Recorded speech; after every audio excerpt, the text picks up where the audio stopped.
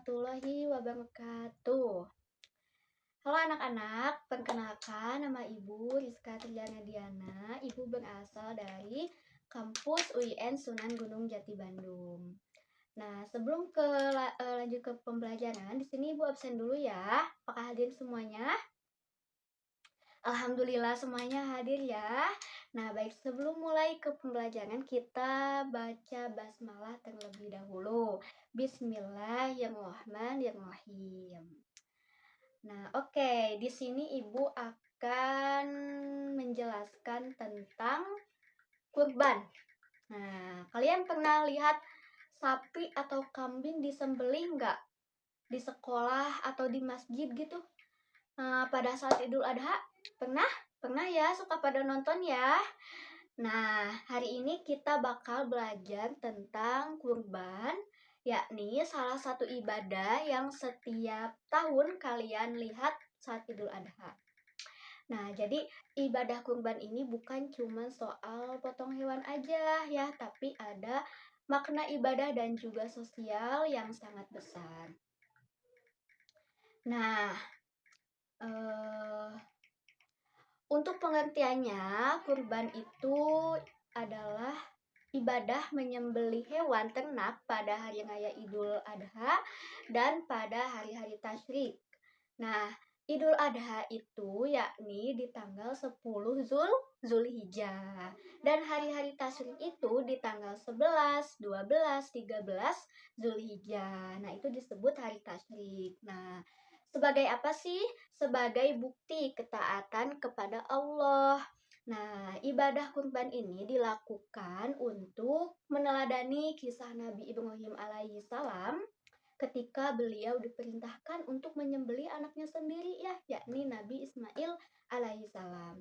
Namun, Allah menggantinya dengan seekor domba terlebih dahulu. Nah, lalu ada nggak sih dasar hukumnya di Al-Quran? Udah pasti ada ya. Nah, dasar hukum kurban di Al-Quran itu ada di surah Al-Kautsar. Nah, anak-anak pada tahu nggak surah Al-Kautsar? Nah, kalau dasar hukum kurbannya itu ada di ayat kedua, yakni fasholli lirabbika wanhar. Nah, Allah memerintahkan kita untuk melaksanakan sholat dan berkurban sebagai bentuk syukur kepada Allah Subhanahu wa Ta'ala.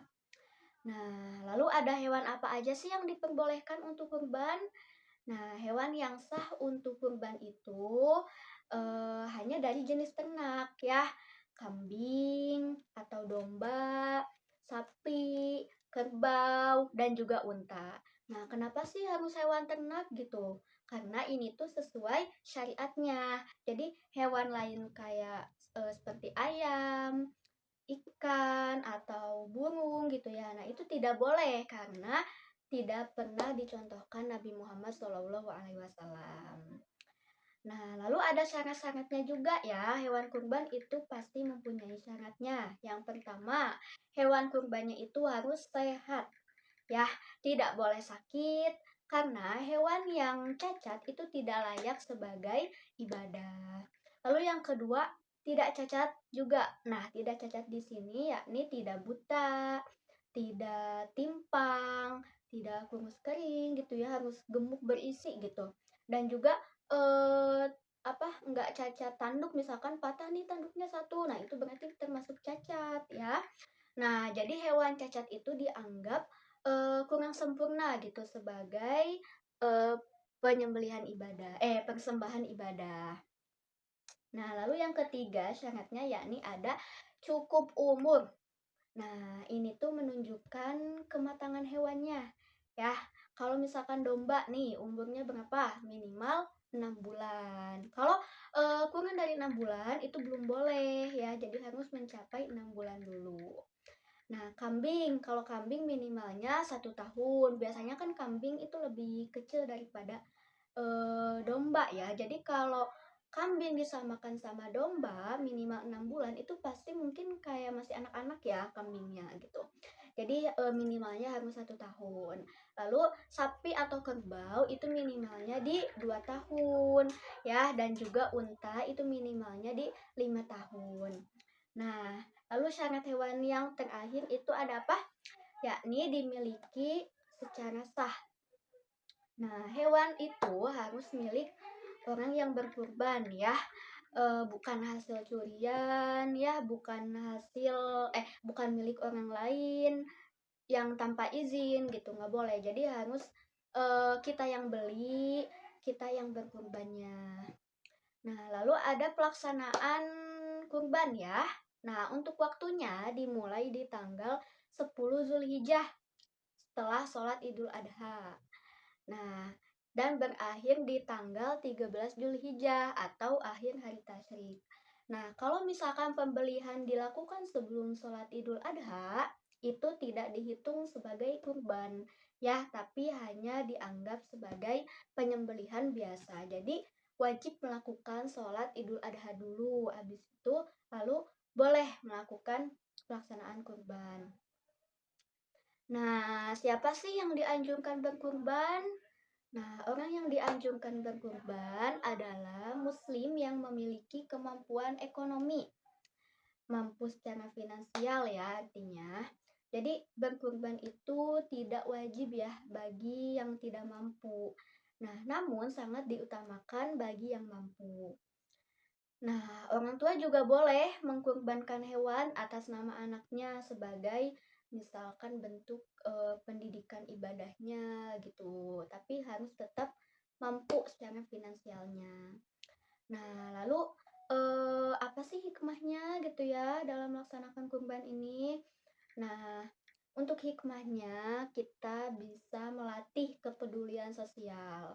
Nah, melalui kurban kita belajar berbagi daging kepada fakir, kepada miskin, keluarga, dan juga masyarakat. Nah, ini tuh mengajarkan bahwa harta yang kita punya itu tidak untuk diri sendiri aja ya, tapi ada hak orang lain juga di dalamnya. Lalu yang kedua, menumbuhkan ketaatan kepada Allah. Nah, ibadah kurban adalah bentuk menjalankan perintah Allah ya, seperti yang dicontohkan Nabi Ibrahim dan Ismail. Nah, dari sini kita belajar bahwa menjalankan perintah Allah itu harus ikhlas dan juga penuh kepatuhan. Lalu yang ketiga, meneladani pengorbanan Nabi Ibrahim dan Ismail. Nah, kisah Nabi Ibrahim itu diperintahkan menyembelih putranya Ismail adalah contoh keimanan yang luar biasa. Nah, dengan berkorban, kita belajar untuk siap berkorban ya demi kebaikan dan taat kepada Allah dalam kondisi apapun. Lalu yang keempat, untuk membersihkan hati dan sifat kikir dan egois ya. Nah, mengeluarkan sebagian harta untuk membeli hewan kurban, yakni melatih kita untuk tidak pelit. Rasulullah Shallallahu Alaihi Wasallam sangat menganjurkan berbagi sebagai bentuk pembersihan jiwa. Nah, lalu hikmah yang kelima yakni menumbuhkan rasa syukur. Nah, yakni kurban dilakukan sebagai tanda syukur atas nikmat Allah. Nah, terutama nikmat harta dan juga rezeki ya. Dari ibadah ini kita diingatkan bahwa semua rezeki itu berasal dari Allah dan kita diwajibkan memanfaatkannya untuk kebaikan. Nah, lalu yang keenam yakni mempererat ukhuwah Islamiyah. Nah, saat kurban itu pasti seluruh masyarakat, seluruh warga itu pasti berkumpul ya, bekerja sama dan juga saling bantu, mulai dari penyembelihan, pembagian daging kurban, menguliti. Nah, aktivitas bersama ini juga mempererat hubungan dan juga meningkatkan kebersamaan antar umat ya. Seperti itu. Nah, alhamdulillah hari ini kita sudah mempelajari tentang kurban ya, beserta syaratnya, hewan dan juga hikmahnya. Semoga ilmu ini bisa bermanfaat bagi anak-anak semuanya dan juga suatu saat kita bisa melaksanakan ibadah kurban ya. Baik anak-anak, terima kasih banyak atas perhatiannya. Semoga pembelajaran hari ini sangat bermanfaat ya. Semoga Allah jadikan kita hamba-hamba yang selalu ikhlas dan juga suka berbagi. Sekian dari Ibu, semoga kita ketemu di lain waktu. Ya, wassalamualaikum warahmatullahi wabarakatuh.